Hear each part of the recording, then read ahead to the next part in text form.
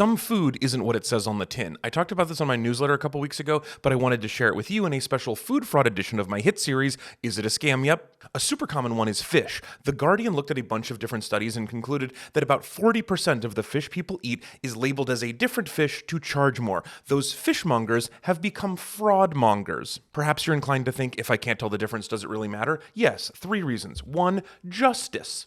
2, sometimes sea bass is swapped out with a fish called escalar, which is referred to as a super laxative. And 3, I don't want to be buried in a grave that's labeled probably some kind of monkey. Another big fraud item is olive oil. It's very easy to take cheap oil and make it seem a little bit olivey, or to just step on your extra virgin olive oil with 10% promiscuous oil. I've seen the stat that 80% of olive oil is fake, but that's a bunch of people just quoting each other and there is no good source on it, because statistics fraud is even easier than food fraud. But suffice it to say, olive oil can be slippery.